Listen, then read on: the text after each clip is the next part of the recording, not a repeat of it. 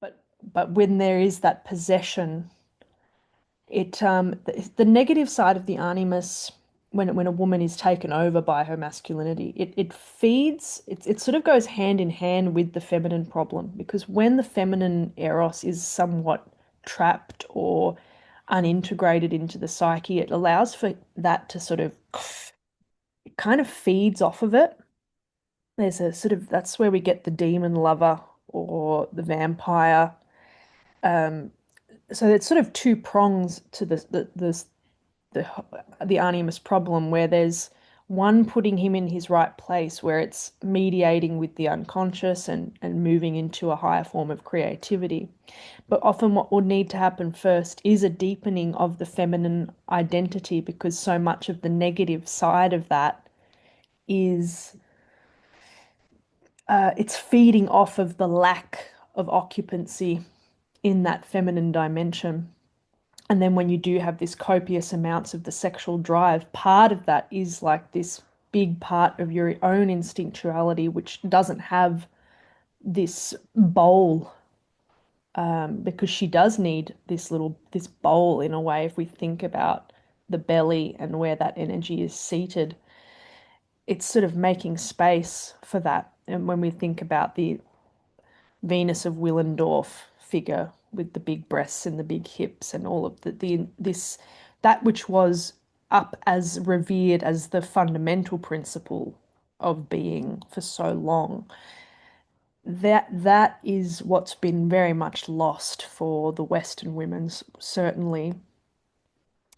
In India, you have still, in the highlands and things, these matriarchal tribes where actually the men are pretty kind of weak and almost non-existent, but the women are very strong in their feminine root. It's a very different feeling than what you get from Western women, where they they're full of dignity and they're generally a bit rounder and a bit softer, because that's part of it too, is that's this exalted, I think it's the desire for the skinniness is part of an atrophied, it's like a smaller, it's a narrower expression of femininity.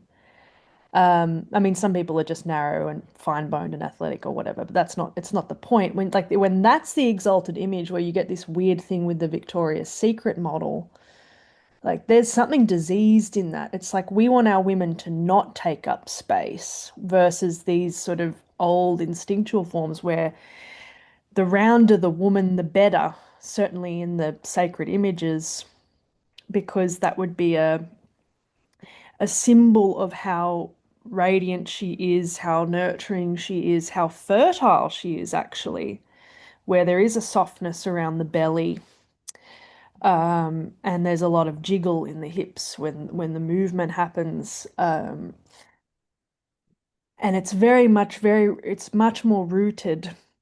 And in these sorts of tribal societies that I'm talking about here, or the Indian matriarchal, it's almost like they could take or leave sex. And there's something interesting in that, because on the one hand, these women are deeply in their eros.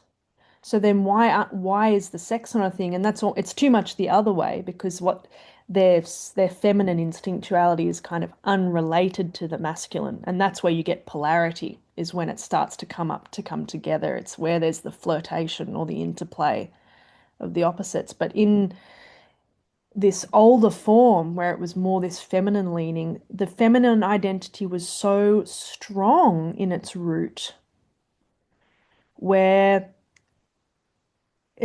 the eros was fully the woman's. And this is the sovereignty that Western women have lost. And it's also, when we do get this strong urge for sexuality, it's part of this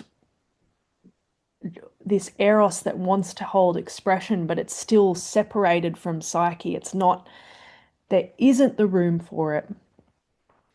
So what that can look like then is a process of getting into the body and working out your own erotic relationship as it pertains to really an inner feeling of it's like a baseline orgasm. When we really open up that Eros, it's not about reaching climax, but it's this, it's like it becomes like this thing where it's in the feeling, and you certainly see that with some of these big female wisdom teachers that do come out of India, where they are a bit, and they're sort of, the Eros is there. It's not about being sexy though, you see. It's a very different feeling. It's rooted in them as an individual. At the individual level first, like what is the relationship to your body as a woman, to your own feminine feeling during the day as you're moving about your day?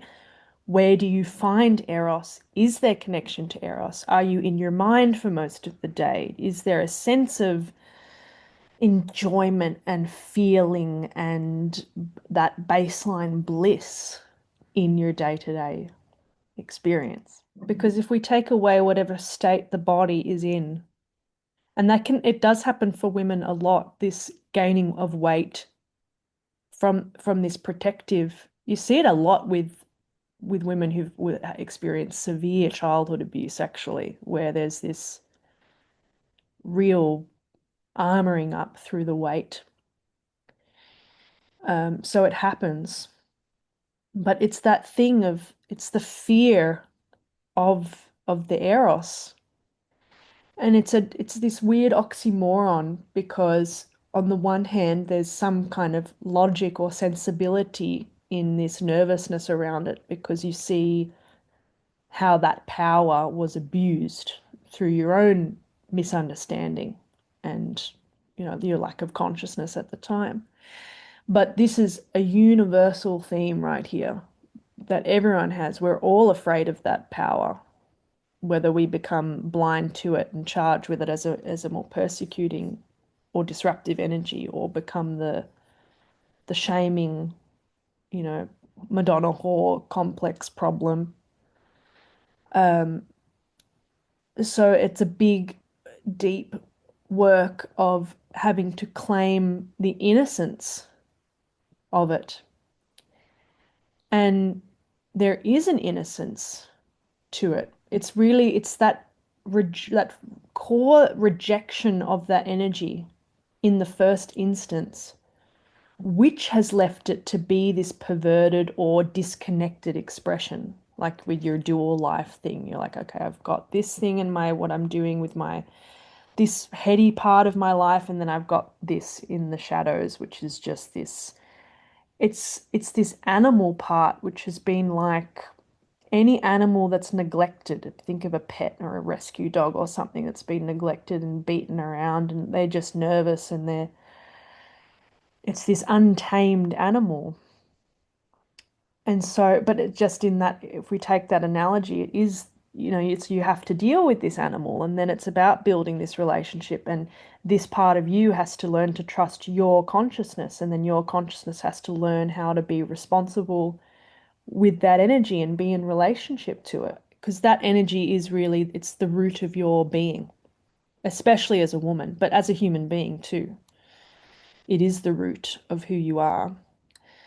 So finding these pathways to come into, it's the shift from sexuality to sensuality, which is that difference that I'm talking about with, let's say, these Indian type of women. They're deeply radiant and in the five senses and not heady, but then very strong, and very present.